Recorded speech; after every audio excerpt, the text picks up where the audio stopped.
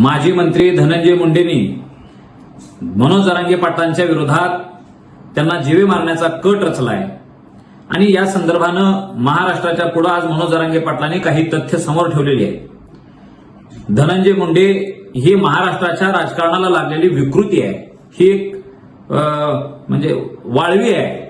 ह्या वाळवीला कुठलं तरी औषध फवारून नष्ट करण्याची गरज आज महाराष्ट्रासमोर निर्माण झालेली आहे। खऱ्या अर्थानं बीडचा बिहार केला म्हणण्यापेक्षाही बिहारपेक्षाही वाईट परिस्थिती आज बीडमध्ये जी निर्माण झाली त्याला कारणीभूत हा धनंजय मुंडेच आहे।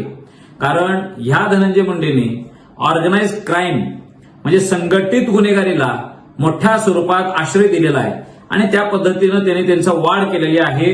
संतोष भैया देशमुख हत्या प्रकरणात सुद्धा ह्या धनंजय मुंडेंचा नकळत प्रत्यक्ष आणि अप्रत्यक्ष दोन्ही प्रकारे हात होता, म्हणून ह्या माणसाला मंत्रिपदाचा राजीनामा द्यावा लागला।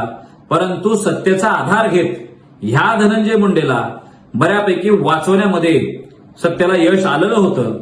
परंतु माझा आज महाराष्ट्राच्या सगळ्या जनतेला आव्हान आहे, वंजारी समाज बांधवांना सुद्धा आव्हान आहे की बाबा धनंजय मुंडे सारख्या नेत्याला आपण महाराष्ट्रात ठेवायचा आहे किंवा नाही ठेवायचा आहे याचा विचार करण्याची गरज आहे। कारण हा व्यक्ती नसून ही वृत्ती तयार झालेली आहे आणि ही जर का असं तुम्हाला विचाराचा लढा विचारानं लढता येत नसेल तर तुम्ही चक्क घरात बसा। तुमच्या विरोधात काही गोष्टी गेल्या म्हणून तुम्ही जर पुढच्या माणसाचा खून करण्यापर्यंत जर काही तुम्ही डाव रचत असाल तर ही लोकशाहीसाठी अत्यंत घातक प्रवृत्ती आहे। आणि म्हणून माननीय देवेंद्र फडणवीस साहेबांना माझी विनंती आहे की देवेंद्रजी ह्या धनंजय मुंडेच्या पार्श्वभागावर लात घालून तुम्ही याला हाकलून लावलं पाहिजे। हे आमदार म्हणून सुद्धा शोभणारे नाहीत। पवित्र विधिमंडळाला एक लांछन लावण्याची कृती अनेक वेळा ह्या धनंजय मुंडे सारख्या माणसाने केलेली आहे।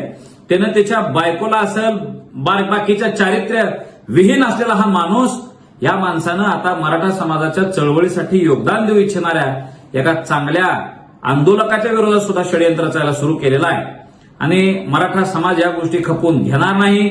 या विरोधात आम्ही प्रचंड मोठ्या स्वरूपात रस्त्यावर उतरू। जर धनंजय मुंडे काही दिवसाच्या आत गजाआड नाही गेले, त्यांच्यावर कॉन्स्पिरसीचे गुन्हे नोंद नाही केले, त्यांना मकोकासारख्या गुन्ह्यात जर काय सहभागी नाही करून ठेवला तर मराठा समाज बाकीच्या गोष्टी आपल्या हातात घेईल आणि त्याच्यानंतर जो काही परिणाम होईल त्याला सरकार जबाबदार असेल।